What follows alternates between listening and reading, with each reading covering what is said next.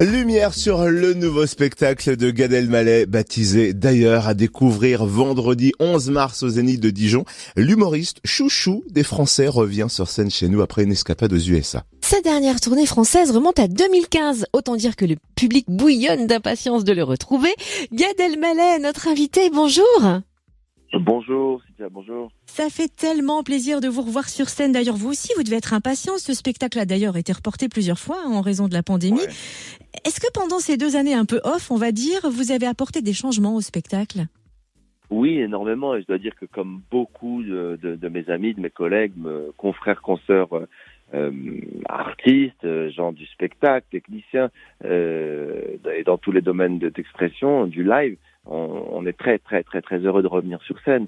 Et est-ce que le spectacle a changé ? Oui, parce que les reports, les annulations, l'attente, le suspens, la perplexité comme ça, l'expectative a fait qu'à un moment donné, quand on va pas sur scène, on fait quoi ? On rumine, on repense à son spectacle, il mûrit, on élimine quelques petites choses qui sont en trop, on rajoute, on peaufine, et puis ça donne quelque chose de mûr et dont je suis très fier aujourd'hui, vraiment. Alors dans ce nouveau spectacle, vous faites tomber le masque, vous vous livrez sur votre vie perso. Pourquoi avoir voulu ce moment intime avec le public ?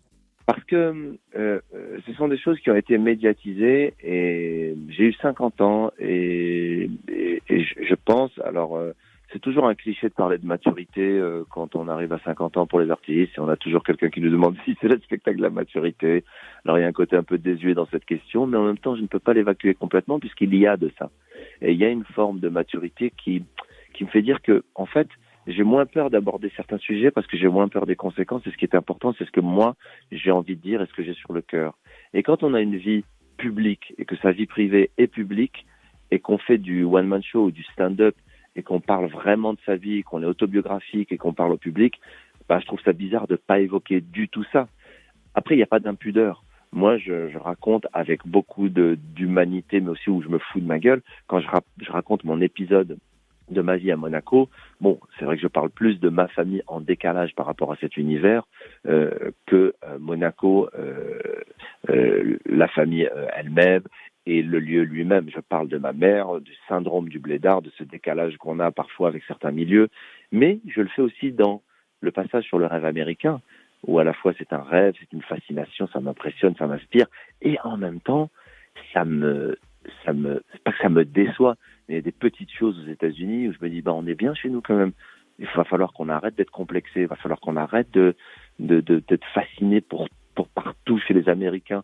Ils ont plein de mérites, on leur doit beaucoup de choses, mais nous, on a beaucoup de choses à leur apprendre, et sur plusieurs thématiques. Et enfin, pour terminer, il y en a d'autres, mais sur la religion, sur la spiritualité, sur l'aspect mystique de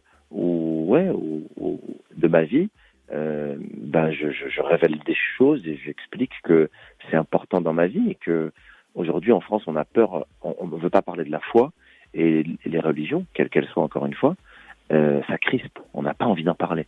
Et moi je fais rire avec les religions, je fais rire avec la mort, je fais rire avec tout ça. Et je suis très fier de ce spectacle. Et c'est vrai que vous avez raison, hein. On sent qu'il y a des sujets comme ça qui sont sensibles, peut-être tabous, même pour les humoristes. Et vous arrivez à en parler sans censure. Je pense qu'encore une fois, il y a ce moment de ma vie et de ma carrière. Je l'aurais pas fait il y a 10 ans, il y a 15 ans, et encore moins il y a 20 ans. Je pense non pas qu'on arrange la vérité, mais quand on commence le métier, on va plus d'abord à ce qui est comique et après on cherche où est-ce qu'il y a du fond dans les choses comiques. Aujourd'hui, je fais le contraire. Je m'inspire du fond, je pars de la source. Je parle de mes émotions, je parle de mes sentiments, je parle de ma vie amoureuse, de mon rapport à la foi, de mon rapport à la maladie et à la mort, de mon rapport à la vie professionnelle, l'ambition, l'Amérique, ça veut dire quoi tout ça ?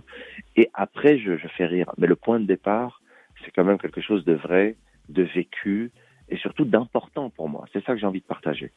Mais je dois dire que dans l'ensemble, c'est très touchant et je me permets de revenir sur l'épisode de votre maman et du dîner à Monaco parce que vous expliquez qu'elle est très à l'aise visiblement et vous plutôt dans vos petits souliers. Comment elle appelle d'ailleurs le prince ? C'est hilarant tout ça, j'adore. C'est une expression qu'elle a sortie parce qu'elle se trompait dans le protocole, elle l'a appelé mon ordonnance. Et le fait de l'appeler mon ordonnance, ça nous a fait avoir un fou rire pendant 2 ans. Alors, en vrai de vrai, elle l'a pas dit à voix haute, elle m'a demandé est-ce que c'était comme ça qu'on l'appelait, donc moi ça m'a tué de rire. Et donc, dans le spectacle, je l'ai mis en scène, et je vais vous dire, on exagère toujours les choses en spectacle, sinon ce serait une conférence, ce serait pas un spectacle. Mais voilà, encore une fois, si on parle de cet épisode-là dans le show ou des autres, c'est une manière toujours de me mettre en autodérision, et moi et ma famille, et de parler de l'inadaptation, de la peur de pas être à la hauteur parfois. Moi, j'appelle ça le syndrome du blédard. Le syndrome du blédard, on peut être français de souche et avoir un syndrome du blédard sur son lieu de travail, dans son couple, pendant un date. Le syndrome du blédard, c'est simplement la peur de pas être à la hauteur. Et ça, c'est très touchant. Et je pense qu'il y a des gens qui essayent de se cacher de ça et qui font comme s'ils étaient super à l'aise. Du coup, ils deviennent ridicules. Et moi, j'ai plutôt beaucoup de tendresse pour les gens qui ont peur de pas être à la hauteur, et c'est eux qui me touchent.